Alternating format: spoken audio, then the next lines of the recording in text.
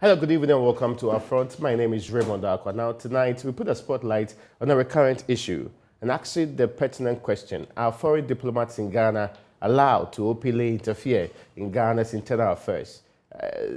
But in that case, you also be exploring the matter. What constitutes interference? How is that manifested? And what the current claims about interference, how legitimate are they? Are they a figment of somebody's imagination, or they are real and they are part of what many have started calling neocolonialism, imperialism? Well, this comes on the heels of a recent uproar over the comments on the economy and governance issues from this country, which has been made by the British High Commissioner to Ghana. Listen to her. So what I'm saying is I'm not saying that the government of Ghana is providing free coffee and tea for civil servants. I'm saying that really looking at the cost of government is an important place to start, including because people need to see that we are in this together and that the pain that is sadly undoubtedly going to remain for a while as the world comes through these economic challenges, we need to be sharing that pain. Our dip in press freedom ranking, is it a cause for concern for you from where you sit? I think it's a real shame for Ghana, yeah, I do. And that's why I think that government's commitment to media freedom, as I say in the conversations that I've had with those representatives, is important to hold on to that. And Ghana's journalists continuing to do the great job that they do in investigating and in putting the words out, I think is important and will help see Ghana go back up those ratings. Tonight, my guest in studio is a distinguished diplomat and a former head of the State Protocol Department here in the Republic of Ghana. Ambassador Kwame Tinkwah, you're welcome.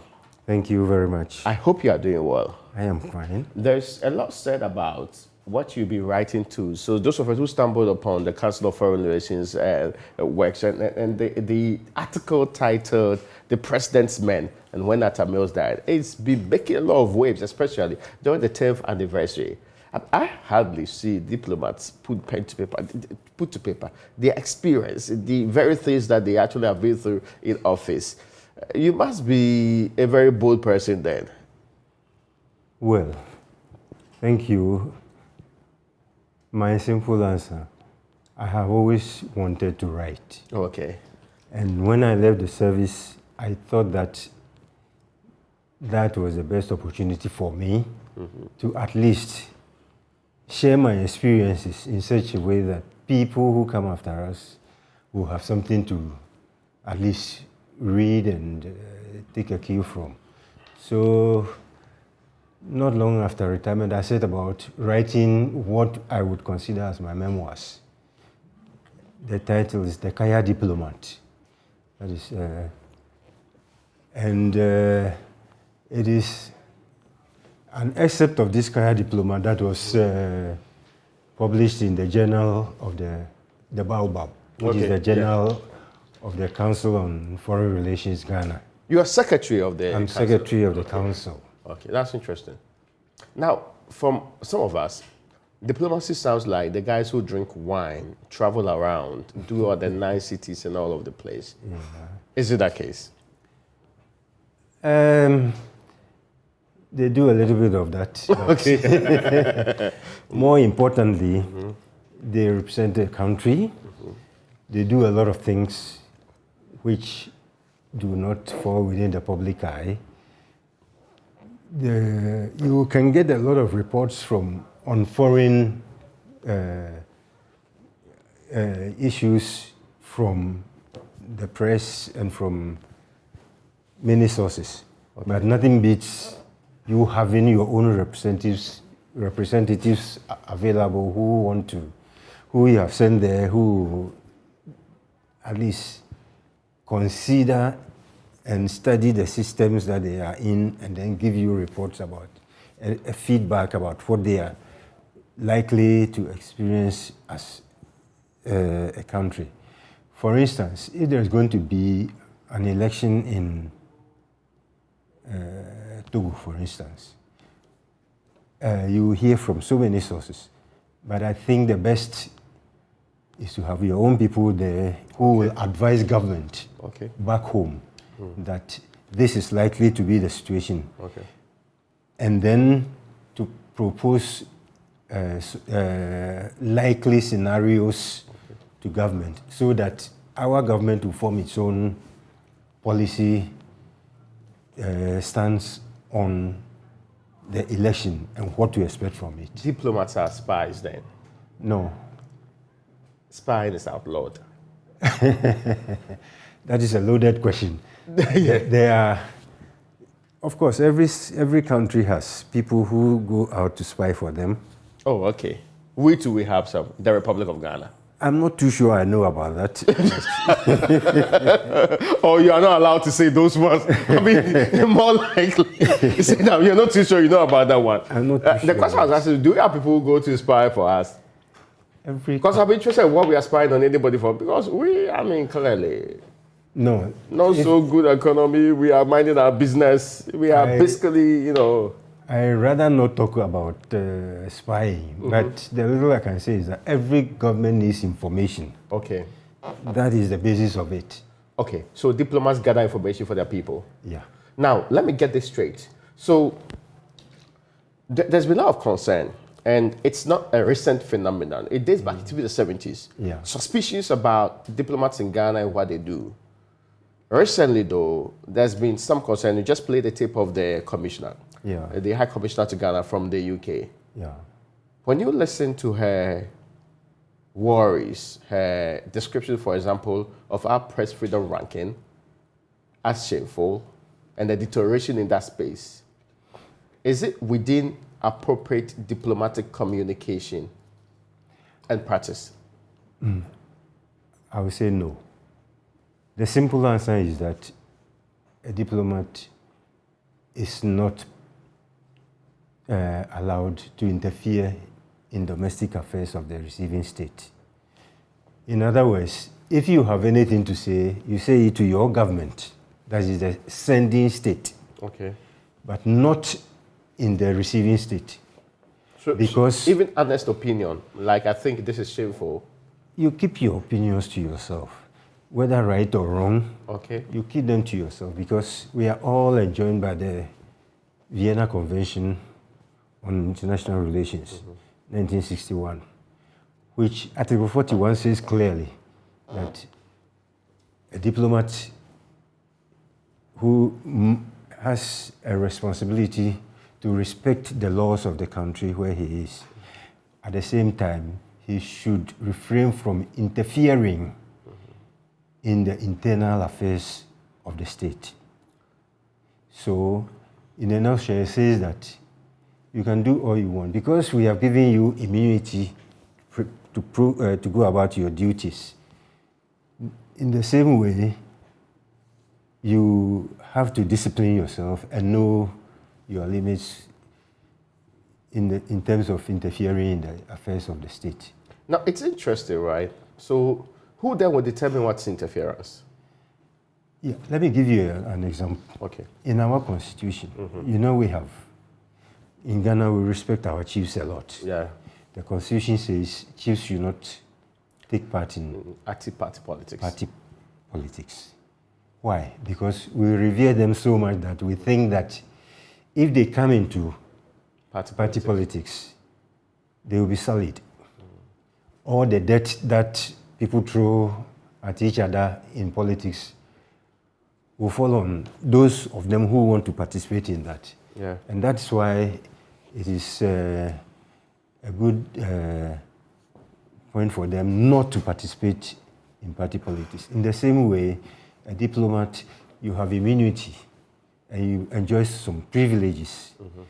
And because of that, you are enjoined by the convention, which 193 countries have signed, to stay away from the internal affairs of the receiving state. Can they talk about football? Ghanaian football? Can they choose sides? Can they choose a team, for example? You can have your passion. You can have your passion, but you can't talk about governance. When it comes to governance, the issue is that you write reports to your government, but you will not write about football. That's true. I mean, Yeah. it's in all fairness, yeah. So you see, So the things you write to your government, you should not be saying it. you should not be saying them. Okay, so, I mean, she did not only talk about, she actually said that in the UK they are cutting back So Ghana should also be able to cut back on some of the excess expenditure so that we can live within our means. This is what so many people have said. What's wrong with it coming from a high commissioner? That is not your business. Simple as that. Really? Yeah. Now, it got people angry. Were they justified? That is the point I'm making about interference. Okay. Once you descend into the domain of what people consider as interference, then you should be prepared for the reactions of the people, good or bad. That is how it goes.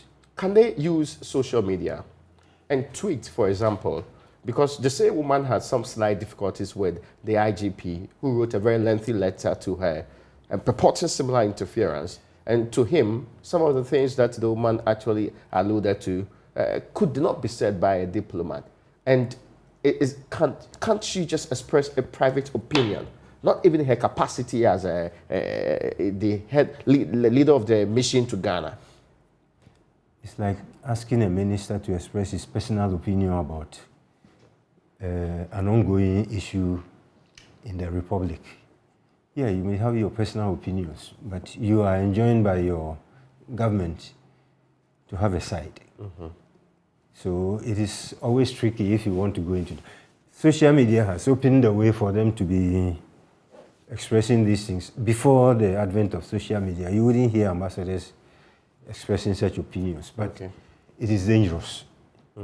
I think that it is best for them not to be going in that direction. Is it possible that the rules for Ghanaian diplomats might be very different from the rules for UK diplomats or other countries? Because this is not the only person. In fact, to many people, the current UK representative appears to be a very tamed version compared to the likes of John Benjamin and co. I mean, is it perhaps because they play by different books? Diplomacy, the bedrock of diplomacy is the same book, the Vienna Convention, the Vienna Convention, 1961, on diplomatic relations. It's as simple as that. Article 41 of that says that don't interfere.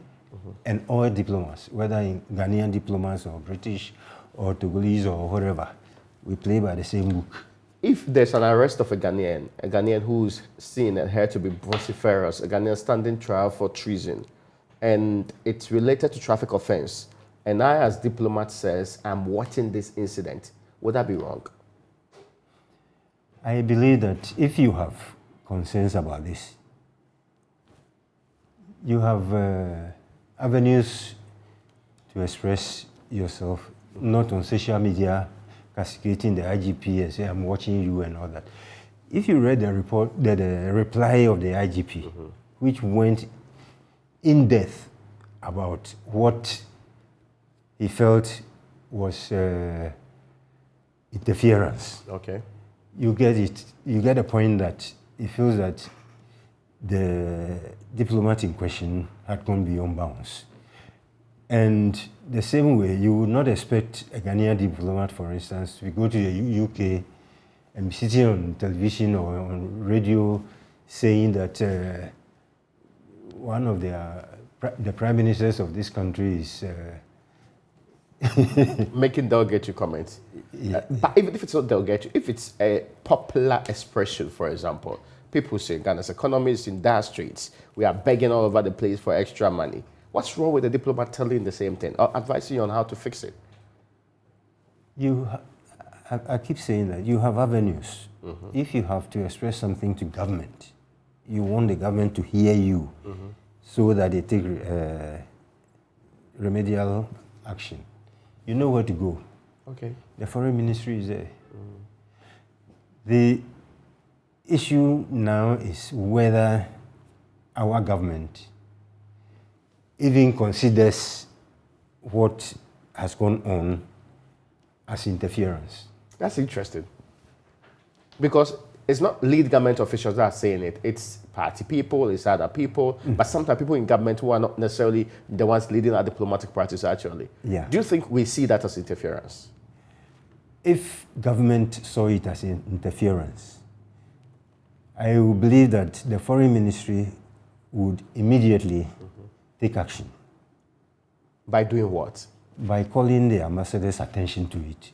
Oh, I see. Yeah. Would they do it publicly or privately? Privately. Oh, I see. Yeah. But could they have happened without we knowing? The foreign minister will invite you to his office Okay. and show you the limits that you can You go. can actually go with all of this. Yeah. Now, there are two further questions on this that matter. Yeah. You mentioned who considers it interference and whether State Ghana is doing so. Now, there are some that have actually brought in the point that, for example, when she did a tweet, it was needless for the IGP to respond in an open letter published in the media. I personally felt that the IGP's position was right. Oh, I see. Yeah. In the sense that Two wrongs don't make a right, does it? it doesn't make two wrongs don't make a right. But one would have expected that immediately when her comments came out, the foreign ministry would have reacted. In that vacuum, without a response from the foreign ministry, I feel that the IGP felt compelled To come in. to come in. Now, beyond the very things that happen before everybody's eyes, the things that we say openly, Yeah. there are also some, for example, when there was a recent conversation, so about the passage of an anti-LGBTQ bill, consistently diplomats had calls to state that their countries promote the protection of LGBTQ people, people, so they should protect it everywhere, and they are willing to help them out. In fact, at their events, there were diplomats who were present, basically goading them on. Yeah. Can they do that? If the government had a fixed position on the LGBTQ thing, and it found this as an interference in the internal affairs of Ghana, the government would have taken action Okay. by inviting those ambassadors to the foreign ministry and told in their face that stay away from this subject, you are interfering in our affairs. Short of that, you know, there is what in diplomacy, persona non grata. If it comes to the West, the diplomat can be asked to pack his baggage and go. Oh, we can sack them.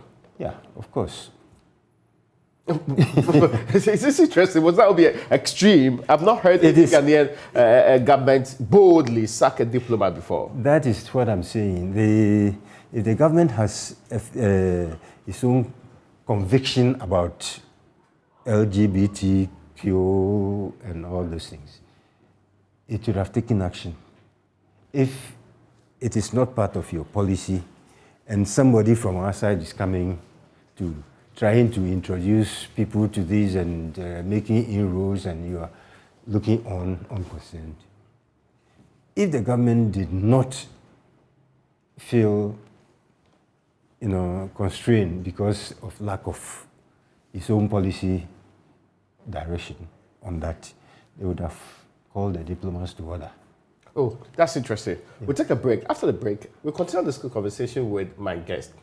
Ambassador Kwame Tinkwang is perhaps one of the people you go to when you want to know anything about Ghanaian diplomatic practice. And he recently was also head, and under two different governments actually, he was head of state protocol. After this break, we'll continue this conversation.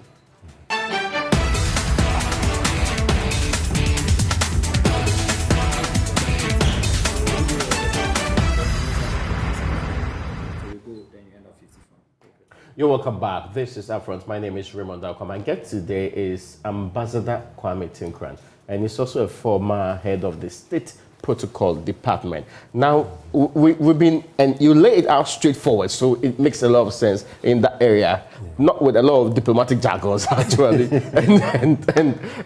But are you still in active service? I retired in 2017. Oh, wonderful. I can see. So is that why you're able to speak boldly on these matters? Of course. Okay, yes. The question I'll be asking is, so what can a diplomat say in an interview? Can they even do the interview in the first place? Because at what point would you know that what I'm saying is likely to cross the line when it comes to interference? You see, language in the convention says that it is the duty of the person or the diplomat Okay. who enjoys immunity and privileges to not to interfere in the domestic affairs of the receiving state. It is your duty. Okay. So you have to be restrained. You have to restrain yourself. But if I say something, it's the people who are listening to me who may interpret it whichever way. Maybe I don't mean harm. I don't mean to misconstrue or insult or say anything that's derogatory. If they perceive it to be interference, would it be my fault? You know, the rule is that, well, these days it's becoming difficult to stay away from the limelight. Yes, because they are celebrity diplomats. Why, they're not supposed to be so? They are supposed to be serving their government, not the Ghanaian government. I see. So, but can a diplomat help, let's say, in the tourism department? The outgoing French ambassador, I think she's actually left, right? She was so vociferous and prominent in the creative arts industry. There was no controversy there. In fact, she was rather helpful to many people in a way. That is the bane of our situation today. We see everybody as helpful, offering largesse to us, bringing this, and government officials going out of their way to seek ambassadors at various functions. That's true. To put their case across to them and all that. So it emboldens the envoys. They are not, you see, classically, you are not supposed to be going around making press interviews and all that. Your duty is to your government, not to the receiving state. Okay, that's interesting. Yeah. So, I mean, what was the point of doing an interview in the first place when all that you have to do is communicate with your people? No, things are changing in terms of international relations, bilateral relations between the two countries. So many things take place, and the envoy can be a facilitator. That is where we give them the wings on which to be available to be saying what they want to say. So because we are always at their offices asking them for A or B or C or D, government officials are looking for them for this assistance or that, and if the central government itself is looking for them to facilitate contacts with their home governments for one credit facility or a grant or something like that, we seem too ready to accord them more than the privileges that. Oh, I see. Yeah. Is that why we are unable to, so beyond there are no official invitations, there are no cracks of the whip. We are basically almost always quiet when we hear things that we may not like. The thing is that when an issue comes up, there are many in the system, in other places that I know, you will not, a diplomat will not see a government official without the foreign ministry. Really? Yeah, in so many places. You cannot go and see government officials in other ministries without passing through the Ministry of Foreign Affairs. In many countries, it is unheard of. No, but in this country, it happens all the time. Yes, that is one of our problems, because we have created a free-for-all avenue for them. So every envoy can just get up and go wherever he wants to go. And when I joined the foreign ministry in the 70s, as a young officer, you would not be seen going to any reception or function at a diplomatic mission. Oh, I see. Yeah. And then, even for the envoys to travel outside Accra, they needed permission from the foreign ministry. I see. Yeah. Of course, I'm not saying that these things That should pertain now to... should pertain now. Okay. Times have changed. But at least there is a reason why they are accredited to the state, but there is an agent That's supposed that is supposed to liaise with them. to liaise with them. If we want them to respect us, if we want them to live within the boundaries of the Vienna Convention, what should we do? We have to strengthen the foreign ministry to do its duty, first of all.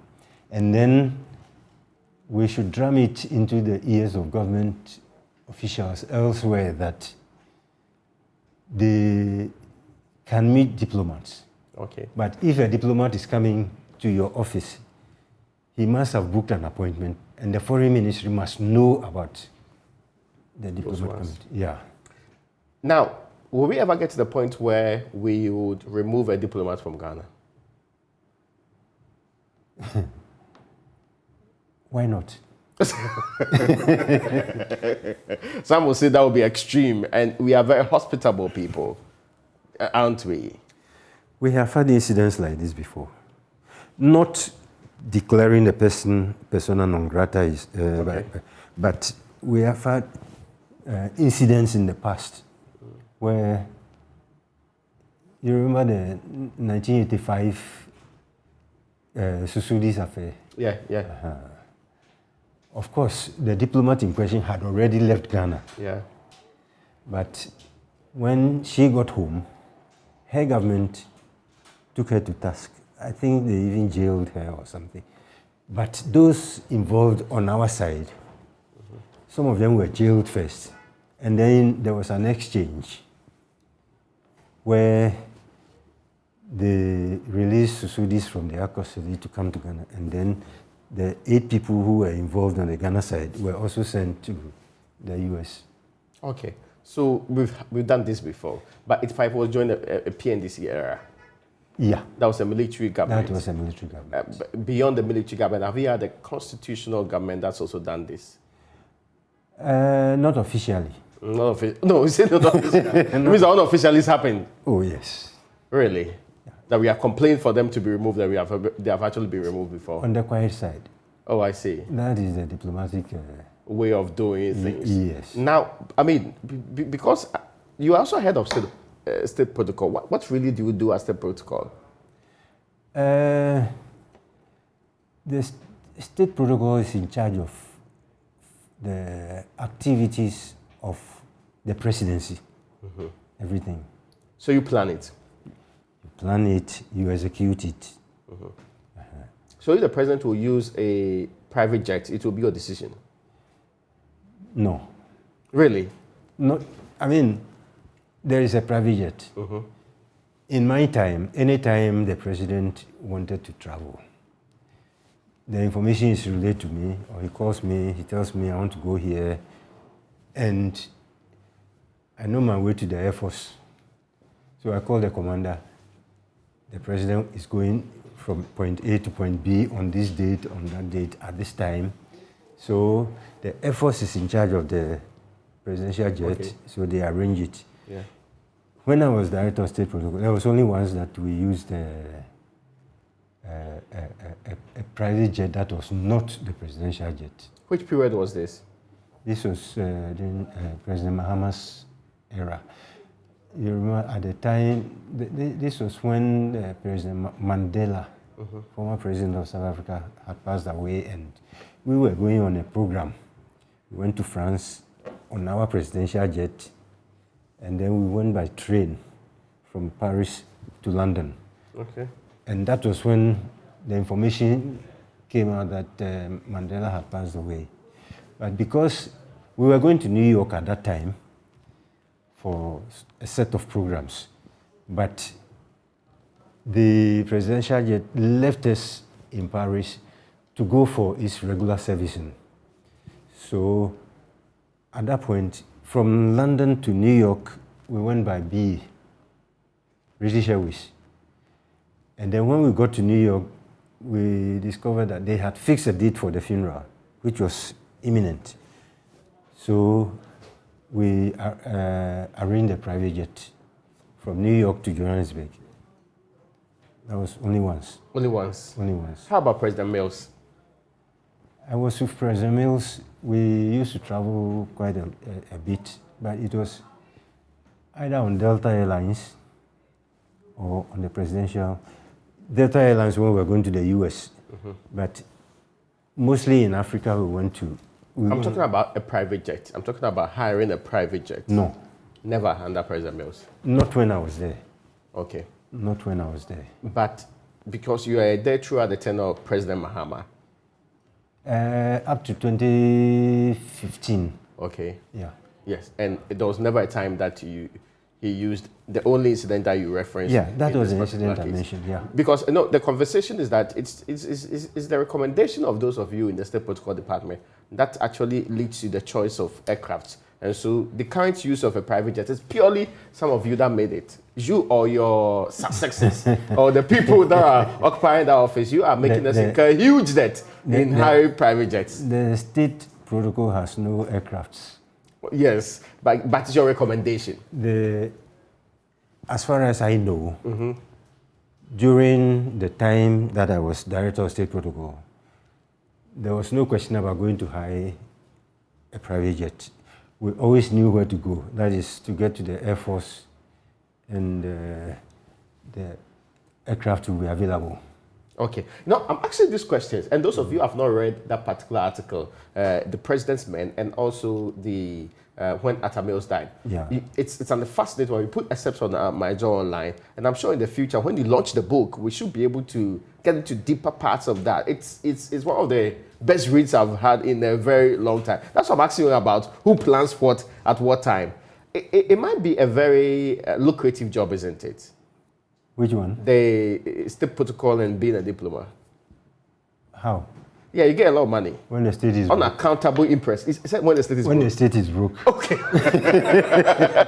Oh, but we have not always been broke, to be fair. We have had times. The thing is that what comes to you is a function of what the state can afford. Oh, okay. That's interesting. Yeah. So you're going to per diem. If it comes to per diem, you see, these are, if you go to the Ministry of Finance, they have a book like that, in which they have listed every country and how much You can take as per you diem. can take as per diem. Are you excited when you travel? Because we are told that presidents and their teams travel with large numbers. Sometimes people have no business at all on the travels, just because they need to, share per diem to many people. And when they come back, they are rich people. The per diem they pay you, at least at that time, $110. Dollars. Okay, the rate was different at that time, but now it's a very big amount. I don't know about today. Oh, yeah. Okay, yes. The rate was low at the time, Yeah, so really, $110. sometimes $80. Depends upon where you were going, because these things are fixed according to the country that you were visiting. So it's not true that per diems make you rich. How? But if you travel consistently, You have to take into account fatigue, stress, and so many other things. It's not only the money.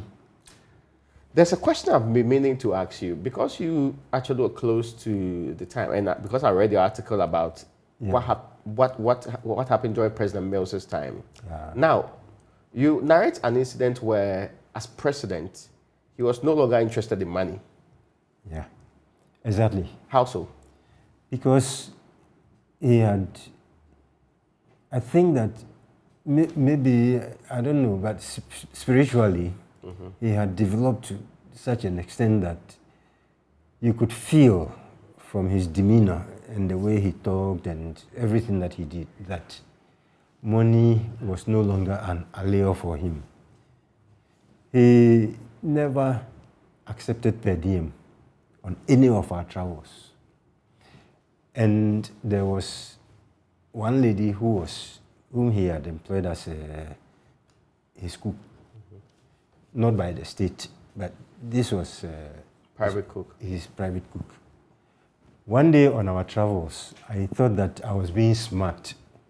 So I parceled a little per diem for the lady, so that she would also buy something, because she was on our team. Somehow, the president got to know. The next day, when I went to his place, he just gave me the envelope. The one you gave to the lady? Yeah. I see. And warned me seriously never to repeat it. Because he had told me he didn't want per diem, and that he was not interested in what per diem government could give him. He was content. A couple of times, like when he hears people saying that he has taken a bribe, somebody has given him a car as bribe, that kind of thing. That was the person that he was. Unfortunately, we lost him, and may his soul rest in peace. Well, maybe in the future we should have a detailed conversation about some of your experiences, some of which you are actually going to put in the book, right? Yeah. Yeah. But there's a question that matters. There's a question that I could not slip out of the diplomatic conversation. Yeah. So you say diplomats do not spy, and they are also supposed to watch their tongue and not say things that they are not supposed to say. But can they, on their own, decide that they are doing projects in the receiving state? They are doing projects on behalf of their government. Okay. Yeah. And that comes within the bilateral space, bilateral cooperation arrangements, economic cooperation agreements and all that. These are, and they will not be doing the project with their own cash. Okay. It's their government that has empowered them to be able to do that. Okay. Can they protect a citizen of Ghana? From Ghana, yes. In Ghana? Yes. How dare you? Because you say that the environment is the extension of their country. If a citizen comes into your embassy, like Julian Assange, yeah, that way the diplomatic premise is inviolable. So the host authorities cannot send police there, cannot send soldiers there, cannot do anything about that, because your premises are inviolable. But to go into the streets and say, you come, let me take you to the embassy and let me go and keep you there. You can't do that. You can't do that. Generally, if you've been to other countries, is our situation special? Are foreign diplomats meddling in our affairs? Some. And to some extent, I also feel that maybe the media space is said that they find it enticing. I have not been to places where when a diplomat has finished his tour of duty, the press will go and ask him about how was the stay? How was his stay? It's like, we are perceiving that person as like an examiner. So we want to have his endorsement of what we are doing in the country. So we are asking him, do you think we are doing well? Okay. That is there. But as I said, it is not your business to be marking the script on the performance of Ghana and telling the people in Ghana that this is the situation. Tell it to your government. If you want to engage Ghana, the Ghana government, you know where to go. The Foreign Ministry opens its door for all diplomats. You can go there and talk to them. Ambassador, I think this is the beginning of conversations with you. Sure, we should do more of it in the future, but thank you so much for joining us here today. Thank you very much. and folks, this is where we draw the curtains on our conversation with Ambassador Kwame Tinkran, and of course, we should do more conversation with people of experience and competence like him. Many thanks to you for watching.